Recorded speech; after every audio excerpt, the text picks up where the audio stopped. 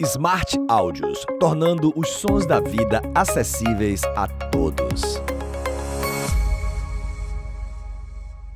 Boa noite, professor. A importância desse ponto fora de casa, quando o Bahia não consegue vencer aqui desde 2014, porém conseguiu parar um adversário complicado que dos últimos 7 jogos só perdeu um dentro de casa. Cara, a gente já sabia que era um jogo muito difícil, né? A equipe do Criciúma vem de ótimos resultados, não só dentro de casa como fora também. E acho que a gente teve uma dificuldade maior no primeiro tempo, mas no segundo tempo a gente controlou muito bem e a gente esteve muito perto de poder vencer o jogo no segundo tempo. Então é um ponto importante, a gente não tem que lamentar assim, né? Claro que a gente gostaria do triunfo, dos 3 pontos, mas a gente leva, né, para Salvador agora um ponto importante contra uma grande equipe, uma equipe que está fazendo uma grande campanha. E nos seus domínios é muito difícil de ser batido, então a gente tem que enaltecer a dedicação dos atletas, o empenho, para que a gente pudesse construir esse triunfo. A gente fez por onde até no segundo tempo, sair com um resultado ainda melhor. Anderson, o que está faltando para o Bahia conseguir vencer longe do torcedor nesse segundo turno? Cara, mas são jogos difíceis, né? Eu acho que hoje a gente teve uma atuação de um time que poderia vencer. Criamos situações, no segundo tempo principalmente, criamos situações claras ali, muito perto de poder fazer o gol. É detalhe, hoje eu acho que foi o detalhe. Anderson, o primeiro tempo, quando a gente percebeu a escalação do Bahia, nós vimos aí um Bahia com 4 atacantes. Ricardo Goulart, com o Davó, também ali com o Jacaré e também com outro jogador que eu acabei esquecendo, o Copete também, formando aqueles 4 jogadores ali.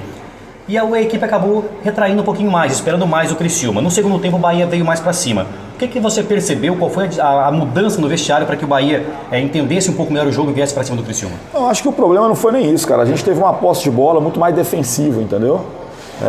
Isso não é nada programado, porque o Criciúma também não conseguia pressionar. A gente ficava com a bola lá atrás e o Criciúma não conseguia roubar essa bola.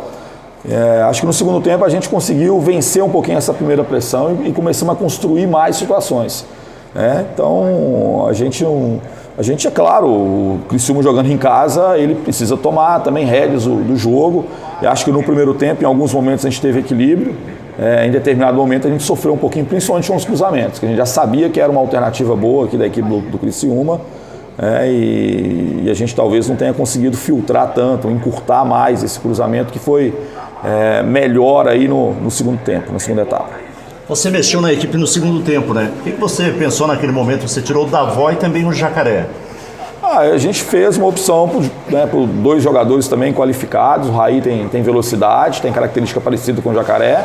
O Ítalo, apesar de não ser um jogador como o Davó, né? O Davó é um jogador muito potente. O Ítalo tem muita inteligência para jogar ali, um jogador muito hábil, né, nas tomadas de decisão. E a gente pensou que a gente pudesse sustentar um pouquinho, criar algumas situações como aconteceu. Você utilizou o Rezende hoje mais como um zagueiro pela esquerda? Por que a opção por manter o Rezende quando o Luiz, que é da posição, voltou de suspensão e ficou no banco?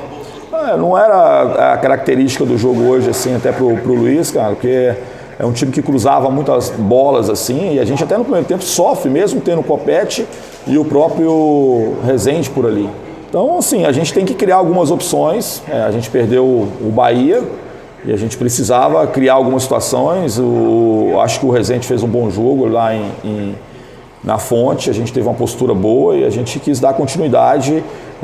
E claro que a gente confia muito no Luiz, quando a gente achar que foi interessante. Ele é um lateral mais agressivo em termos de ofensividade, então a gente vai fazer essa escolha.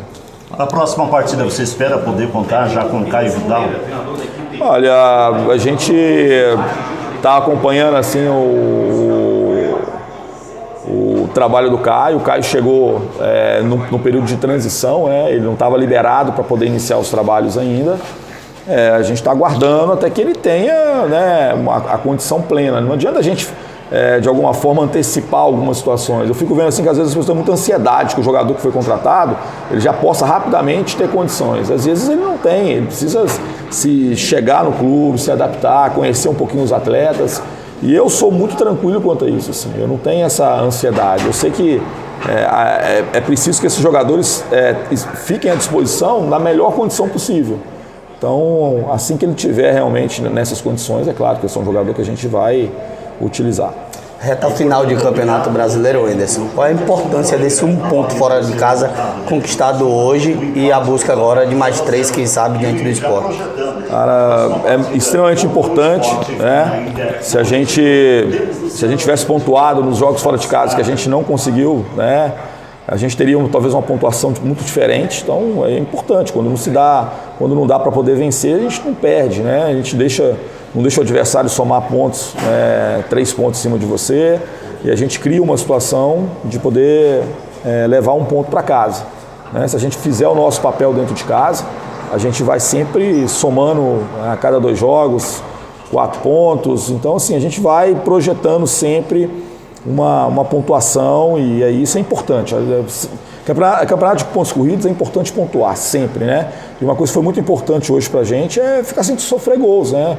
A gente estava vencendo jogos em casa, mas sofrendo gols.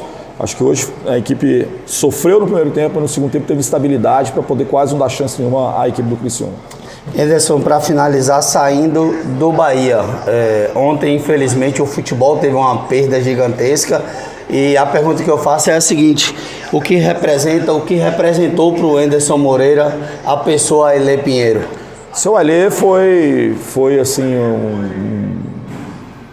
uma pessoa muito iluminada, assim, né? Como ser humano, como dirigente de futebol, eu aprendi muito.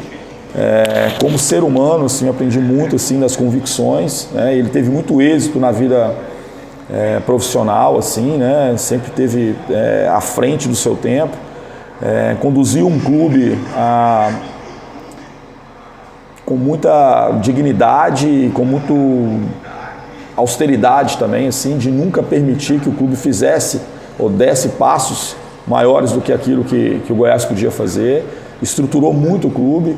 Então, assim, é uma perda enorme de uma pessoa que se dedicou quase que a vida inteira, assim. Ele foi eleito presidente do Goiás, se eu não estou enganado, com 26 anos ou 28 anos. 26 anos. Então, assim, ele passou uma vida inteira, 60 anos da sua vida praticamente dentro de um clube, se dedicando, né?